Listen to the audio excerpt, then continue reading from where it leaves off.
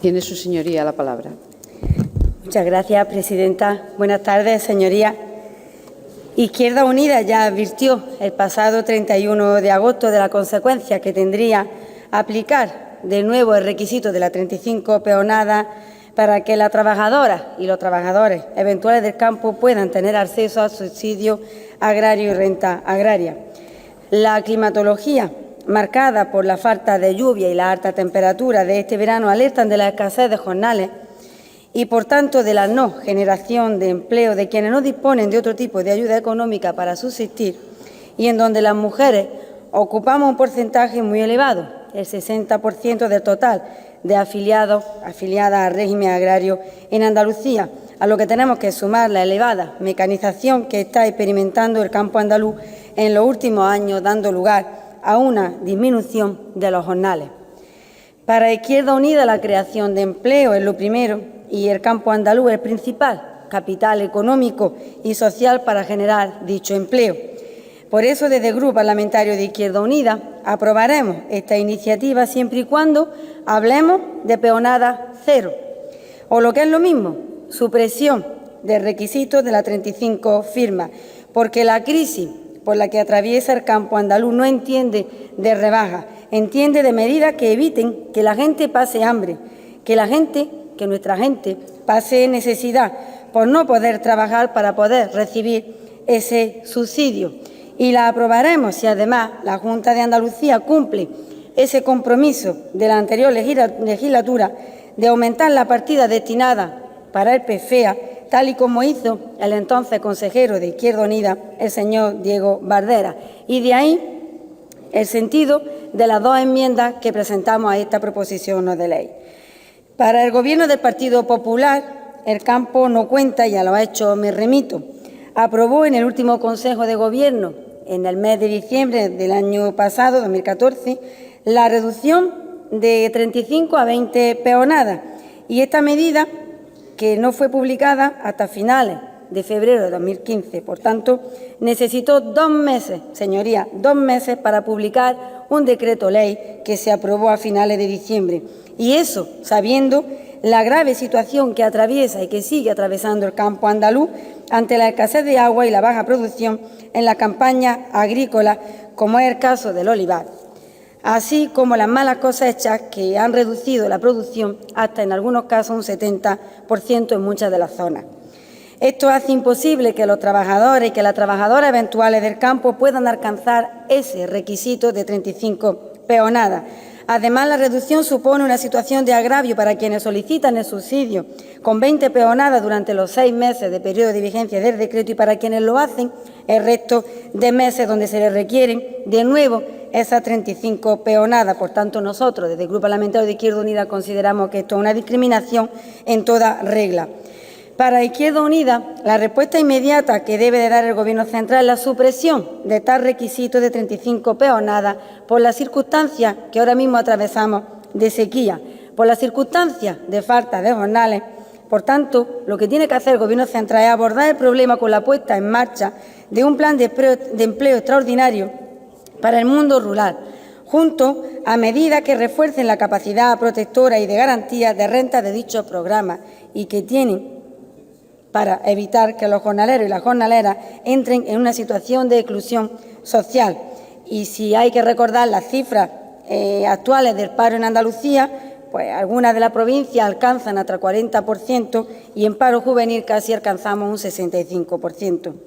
El subsidio agrario y la renta agraria tiene una inversión de 700 millones de euros, el 2,3% del gasto en desempleo del país, y el PFEA tiene un presupuesto de 215 millones, de los que 147 aporta el Estado, unos fondos que posibilitan la puesta en marcha de alrededor de 1.933 proyectos que presentan todos los municipios andaluces y además también las diputaciones provinciales. Pero el debate es más profundo, señorías, porque cada vez hay menos afiliados al régimen especial agrario de la Seguridad Social. Y esto no viene de ahora, viene de lejos, desde 1984, fecha en la que se aprobó el subsidio, destinado al 75% de los jornaleros de España que residían en las dos comunidades donde había una alta tasa de paro en zonas rurales como es Andalucía y la Comunidad de Extremadura.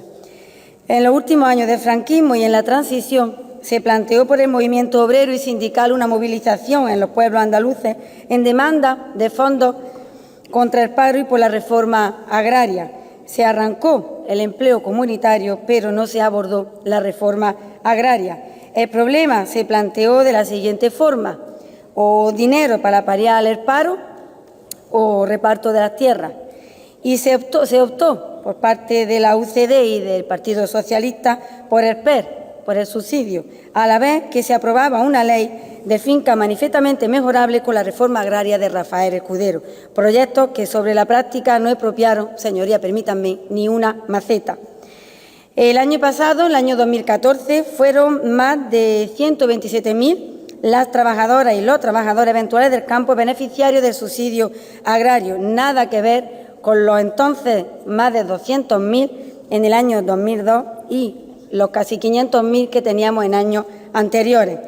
La cuantía que percibe un trabajador o una trabajadora eventual es de 512 euros al mes durante 6 meses, de los que tiene que detraer los 87 euros para pagar el sello mensual de la cartilla agraria. El gasto de desempleo agrario supone solo el 1,8% de total del presupuesto de desempleo en España. En Andalucía, el 1% de los agricultores recibe el 28% de las ayudas, mientras que el 47% solo cobra el 4,8%. Es decir, que 88 agricultores latifundistas cobran igual que 130.000 jornaleros. El 80% de los 5.160 millones de euros que llegan a España procedentes de la política agraria comunitaria van a parar a manos del 20% de los agricultores. Y en España tenemos 900.000 agricultores de la política agraria. No hay excusa, por tanto, señorías, si eso o los datos que le he dado no son suficientes, y esto sin contar todo el dinero que se le ha dedicado el Gobierno central en rescatar bancos, rescatar autopistas y un largo etcétera que no me voy a detener. Las andaluzas y los andaluces estamos cansados de los descalificativos y de los insultos provenientes de tierra alta, lo entrecomillo, tierra alta, de aquellos que dicen que nos quiten el subsidio. Pues vamos a cogerles la palabra. Sin PER y sin subsidio habrá que repartir la tierra entonces y abordar de forma efectiva una reforma agraria, porque habrá que comer todos los días, ¿no, señorías? Comer es una costumbre muy antigua, como diría nuestro compañero y camarada Antonio Romero. Además, hay anclajes políticos y jurídicos para llevar a cabo la reforma agraria. En nuestro Estatuto de Autonomía tenemos el artículo 10, 48, 50, 220 y otros. Y en la Constitución española tenemos el artículo 14, el título 8. Una reforma agraria integral sería una apuesta por la economía productiva y sostenible de la que tanto se llena la boca algunos y tampoco hacen. Recordarles, señorías, que a los ricos no se les exigen peonadas para recibir subvenciones. Estos las reciben por el simple hecho de tener un título de propiedad de la tierra debajo del brazo. Es decir, el 3% de los propietarios que poseen el 50% de la tierra en Andalucía se les conceden el 80% de las subvenciones europeas. Y por último, señorías, ya está bien para aquellos que descalifican a los jornaleros y a las jornaleras del campo andaluz y atropellan con su palabrería la dignidad, porque el vaso de la injusticia histórica de los jornaleros y de las jornaleras andaluzas llegará, sin duda, a la Moncloa. Y concluyo con una frase de Desmond Tutu, que sitúa muy bien el mundo en el que vivimos.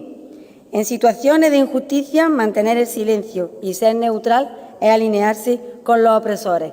Por tanto, Izquierda Unida aprobará esta iniciativa siempre y cuando partamos de la base de que hablamos de peonada cero y que la Junta de Andalucía tenga un compromiso para mantener ahora mismo la inversión en el PFEA y, en su caso, pues aumentar esa partida, como bien he dicho a lo largo de mi intervención, y resumo de esta manera nuestras dos enmiendas. Muchas gracias. Muchas gracias, señora Pérez.